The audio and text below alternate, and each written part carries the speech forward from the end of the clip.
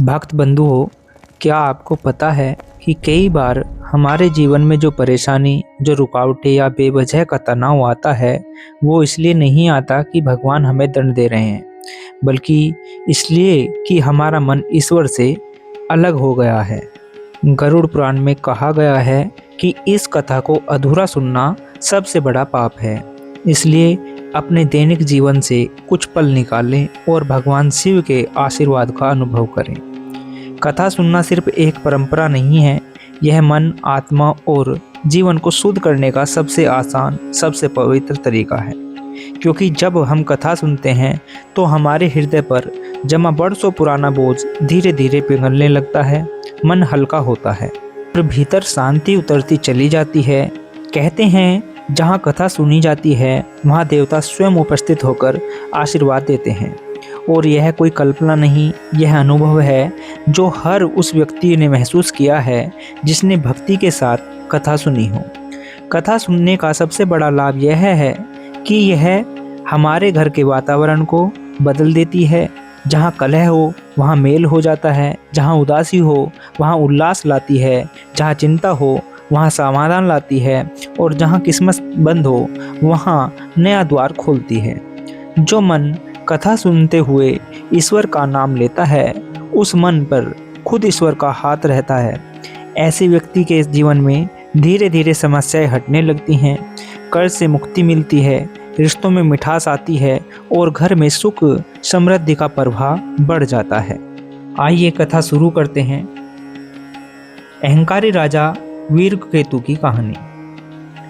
एक समय की बात है, प्राचीन भारत के एक राज्य में एक राजा रहता था। नाम था वीरकेतु। राजमहल सोने चांदी से चमकता था।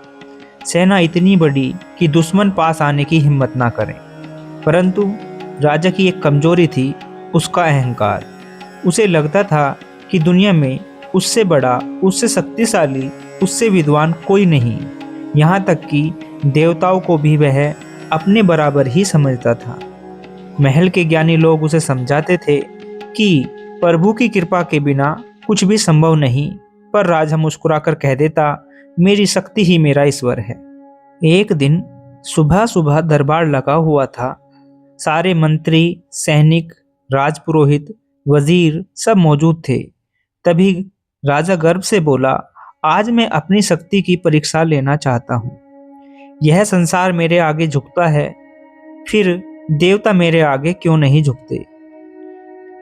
क्या वे मेरी प्रतिभा से परिचित नहीं हैं? दरबार खामोश हो गया। राजपुरोहित ने हाथ जोड़कर कहा, महाराज, देवों का अनादर उचित नहीं।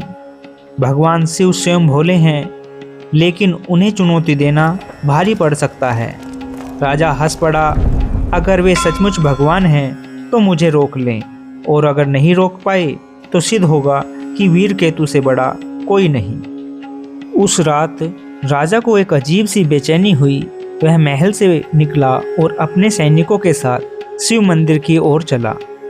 राजा मंदिर में दाखिल हुआ और ऊंची आवाज में बोला, महादेव, सुना है आप त्रिलोकी के स्वामी हैं, परंतु मैं देखना चाहता हूँ कि आपकी शक्ति मेरे सामने कितना टिकती है। आज मैं आपके शिवलिंग पर तीर चलाऊंगा। अगर आप भगवान हैं तो खुद को बचा लीजिए, और अगर नहीं बचा पाए तो सिद्ध होगा कि वीरकेतु से बड़ा कोई नहीं है। तभी अचानक मंदिर के बाहर से धीरे से एक बूढ़ा साधु आया। साधु ने राजा की ओर देखते हुए कहा, राजन, क्रोध और अहंकार मनुष्य को अंधा कर देता है। ईश्वर को चुनौती देकर कोई भी मनुष्य जीत नहीं सकता। तीर चलाने से पहले एक बार सोचो तुम क्या कर रहे हो। राजा गुर्राया, तू कौन होता है मुझे रोकने वाला? मैं राजा हूँ और मैं किसी की नहीं सुनता। राजा ने तीर खींचा, पूरा मंदिर कांप उठा।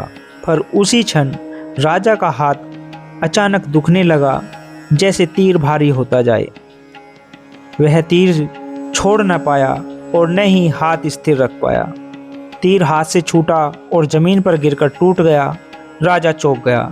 साधु शांत स्वर में बोला, जैसे तुम पत्थर का टुकड़ा समझ रहे हो, वह तुम्हारे भीतर से अहंकार हटाने की शक्ति रखता है। महादेव को चुनौती देने का परिणाम हमेशा भारी ही होता है। राजा ने सैनिकों को आदेश दिया, इसे पकड़ लो। पर जैसे ही सैनिक साधु के करीब पहुंचे, एक तेज प्रकाश फैला और साधु अदृश्य हो गया। राजा ने अपनी सेना को वापस बुलाया और अकेले ही मंदिर के बाहर एक पत्थर पर बैठ गया। रात के सन्नाटे में वह सोचता रहा कि क्या सचमुच कोई अदृश्य शक्ति है। रात भर मंदिर के पास बैठा रहा। अचानक उसे लगा मानो किसी ने उसका नाम पुकारा हो, वीर केतु। हल्की सी हवा मंदिर से बाहर निकली। राजा ने डरते हुए कहा, मैंने गलती की, मुझे क्षमा करें। जंगल के रास्तों पर चलते हुए राजा को वही साधु एक पेड़ के नीचे बैठे देखे। साधु ने राजा से कहा, शक्ति तो तुम्हारे भीतर है, लेकिन अहंकार के कारण तुम उसे पहचान नहीं पाए। तुम्हें दुनिया के सामने खुद को बदल कर दिखाना होगा। आज से तुम राज्य की सीमाओं से बाहर जाओ, प्रजा की पीड़ा अपनी आंखों से देखो। जब तक तुम उनके जीवन को महसूस नहीं करोगे, तुम्हारे भीतर दया उत्पन्न नहीं होगी। दया ही ईश्वर का द्वार है। राजा एक सामान्य मनुष्य बनकर निकल पड़ा।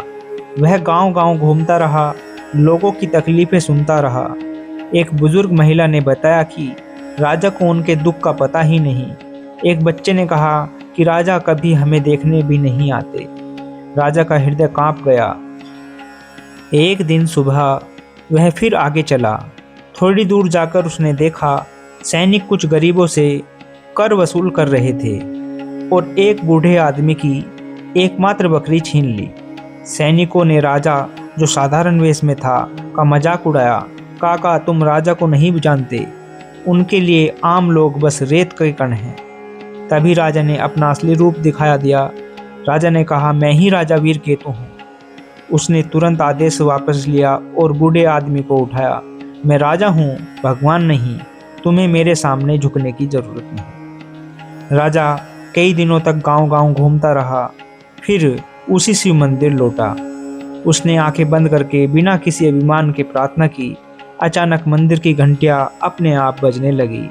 हवा तेज हुई और शिवलिंग पर गिरता हुआ जल चमकने लगा।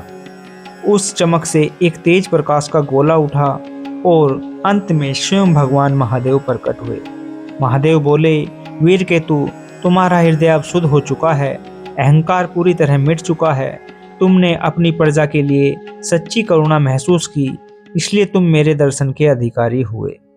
शिव ने राजा को बताया कि उसके राज्य पर संकट आने वाला है और उसे अपने प्राण देकर भी प्रजा की रक्षा करनी होगी। शिव ने अपना त्रिशूल राजा के हृदय पर छुआकर उसे सही निर्णय लेने की शक्ति दी। याद रखना, राजा तलवार से नहीं, न्याय से महान बनता है। राजा सीमा पर पहुंचा और अकेले ही दुष्ट सेना के सामने खड़ा होकर उसने कहा, मैं महाराज नहीं, मैं आप सबका सेवक हूँ।